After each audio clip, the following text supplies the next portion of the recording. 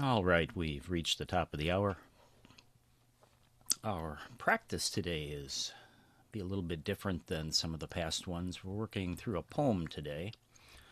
This one's called The Call of the Wild Geese. So our practice today will explore the themes of aligning with the natural world. This is in one of Mary Oliver's best-known poems, Wild Geese. So let's begin by finding a way to sit that feels both supportive and kind to your body. Let's see if we can find that balance between relaxation and alertness. I invite you to gently close your eyes. If you prefer to keep them open, that's perfectly fine. Just lower your gaze. Let it rest softly on the floor a bit in front of you. Not looking at anything in particular, just letting the world go a little blurry.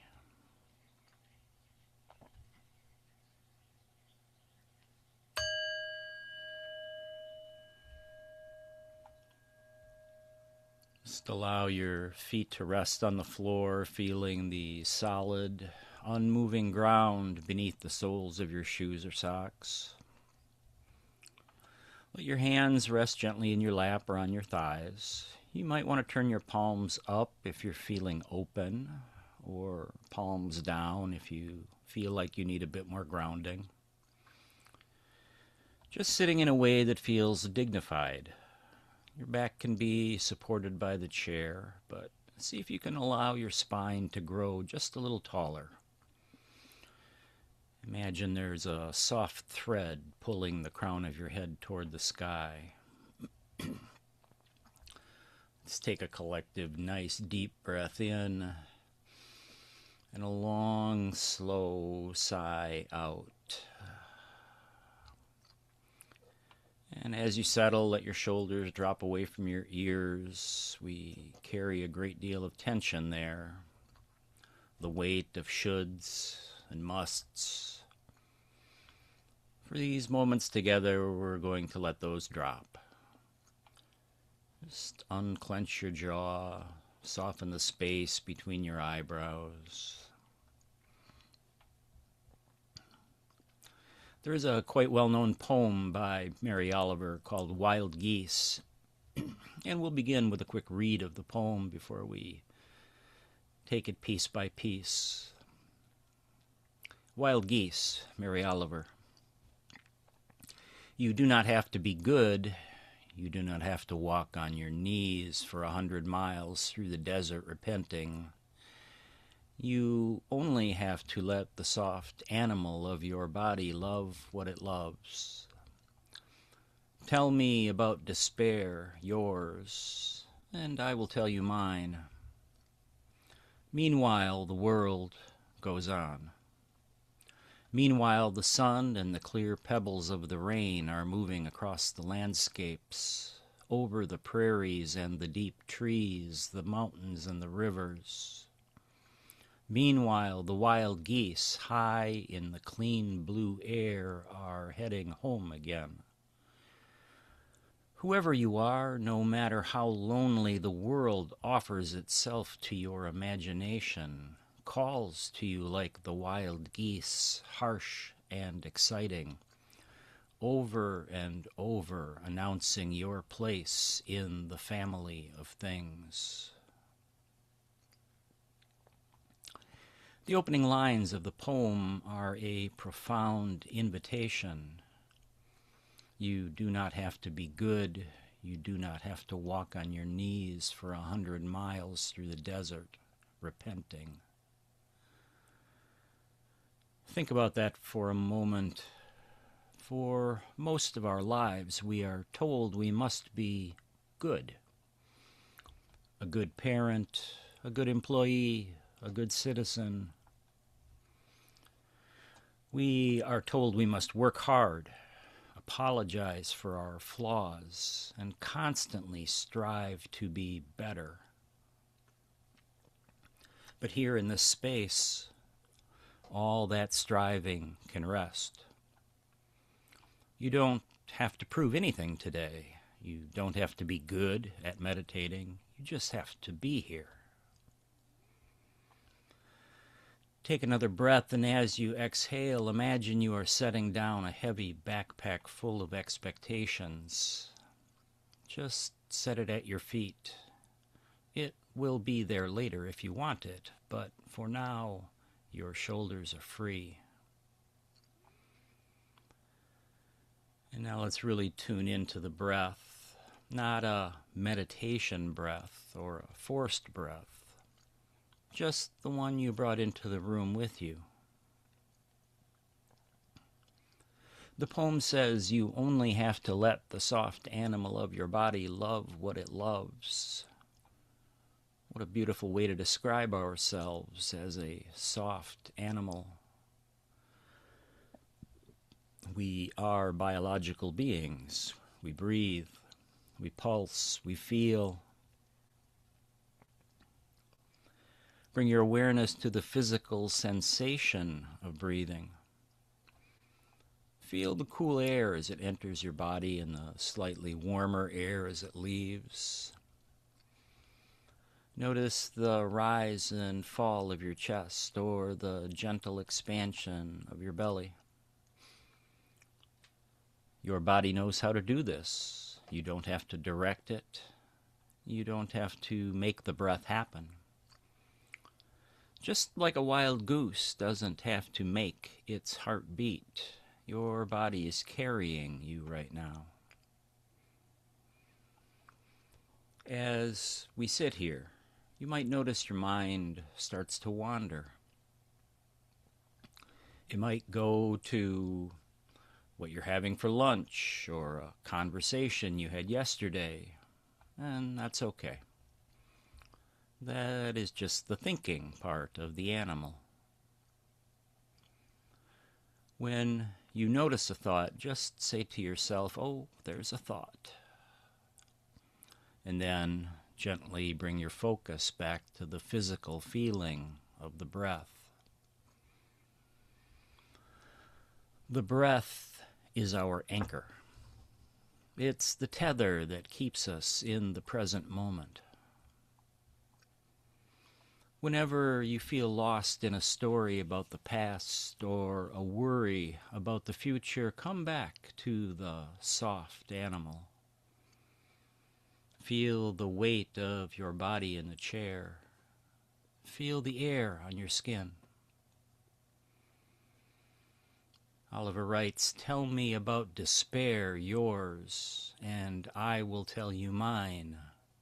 Meanwhile, the world goes on." We all carry burdens. We all have moments of loneliness or feeling like we aren't enough. Instead of fighting those feelings today, let's just acknowledge them. Yes, I feel a little tired. Or, yes, I feel a bit anxious. By acknowledging it, we stop fighting it. And when we stop fighting, we save so much energy. A little visualization. Imagine that you are sitting on a comfortable bench on a high spot in a grassy meadow. The air is clean and blue, just as the poem describes. It's a perfect temperature, neither too hot nor too cold. As you sit on this bench, look out over the landscape. You can see for miles. In the distance, there are deep trees and mountains and rivers. Notice that everything in this landscape is in motion, yet there is a profound sense of peace. You can see the sun moving slowly across the grass, changing the colors from bright green to gold. Perhaps a light, clear rain begins to fall in the distance. You can see the silver curtains of rain moving across the valley, washing the stones and the leaves. The world is going on. The rivers are flowing without needing your help. The trees are growing without your permission. The mountains are standing firm without your effort. And now look up, high above you in that clean blue air. You see a V formation of wild geese. They are heading home again. Listen for their call, that harsh and exciting sound that echoes across the open space. They aren't lost. They aren't overthinking their route. They are simply following an ancient, instinctual pull toward home. And as you watch them fly, realize that you, too, are part of this moving picture. You aren't just an observer standing outside of nature. You are part of the family of things. Your breath is part of the wind. Your body is made of the same elements as the mountains and the rain. Just stay with this image for a few moments. If your mind wanders, just look back up at the geese in your mind's eye. Watch them glide effortlessly on the currents of air. Feel the sense of space and freedom that comes from being just one small, beautiful part of a much larger world.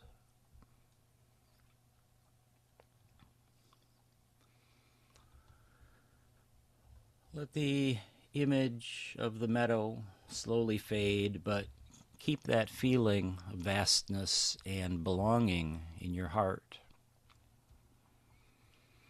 Mary Oliver writes, "Whoever you are, no matter how lonely, the world offers itself to your imagination." Sometimes we feel lonely because we think we have to do everything alone. We think we have to solve every problem by ourselves. But the world is constantly calling to you. It offers us the beauty of a sunset, the rhythm of the rain, the solidness of the earth. Let's return our focus to the body in the chair. Feel the structure of your being, much like we sometimes look at the bare branches of a tree. You have a skeleton that supports you, muscles that move you, and a heart that beats for you. When you feel lonely or disconnected, remember that you are announced by your very existence. You have a place in the family of things. You don't have to earn that place. You were born into it. You belong here just as much as the geese, the trees, and the rivers. Take a moment or two now to just sit with that idea that I belong. Breathing in, I. Breathing out, belong.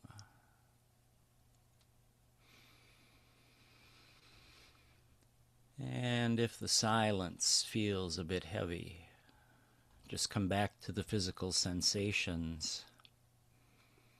Notice the way your feet feel against the floor. Notice the way the fabric of your clothes feels against your skin. These are constant reminders that you are physically present, connected, and part of the world. Imagine you're standing at the edge of a wide but gentle river. This is the river of the world going on. In this river is the cool, refreshing clarity of moving water. You see things floating by on the surface of the river. These are the roles you play, the titles you hold, the things you're worried about. They are like leaves or twigs being carried by the current. You don't have to jump in and grab them. You don't have to try to stop the flow. You are simply standing on the bank, watching. As you watch the water flow, you realize that you are the riverbank. The thoughts and roles are the water, but you are the solid ground that allows the water to flow. You are the place where the world happens. Feel the coolness of the air coming off the water. Feel the clear pebbles of the rain if they happen to fall. There's nothing to fix here, nothing to change. You are exactly where you are supposed to be.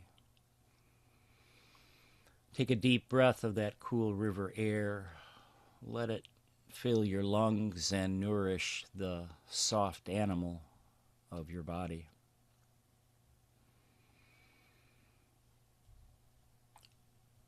As our journey together begins to draw toward its conclusion, a few affirmations.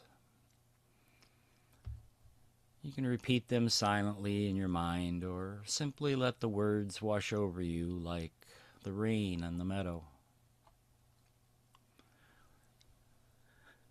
I do not have to be perfect to be worthy of love and belonging. I trust the soft animal of my body to guide me toward what it loves. I am a natural and necessary part of the family of things.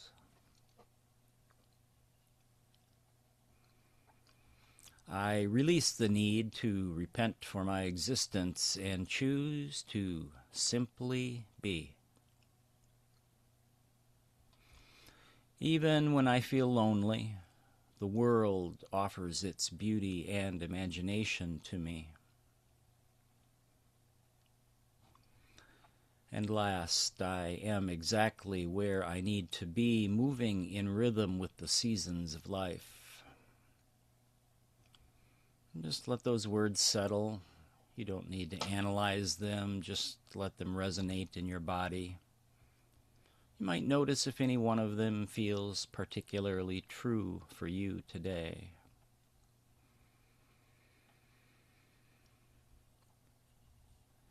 And now let's let go of the visualizations, let go of the affirmations, let go of the poem. Just sit for a few final moments in simple awareness that you are a person in a chair, in a room, breathing. Feel the weight of your body one more time. Wiggle your toes a bit. Maybe rub your thumbs against your fingertips, feeling the texture of your own skin. Listen to the sounds in the room and beyond. Perhaps there's a hum of a heater, the sound of traffic in the distance. These are the sounds of the world going on. We've spent our time today looking inward and upward, connecting with the wild geese and the clear blue air. As you prepare to leave this space, see if you can carry a little bit of that harsh and exciting call with you. Remember that you belong. In a moment, I'll tap the bowl again. Let that sound be the bridge between your practice and the rest of your day. As the sound fades, bring a bit more movement into the body. And then when you feel ready, gently open your eyes.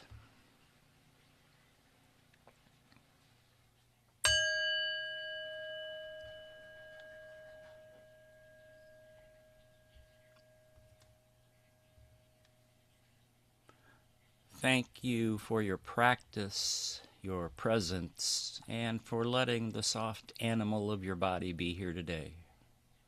Be kind to yourself as you move back into the world. Namaste.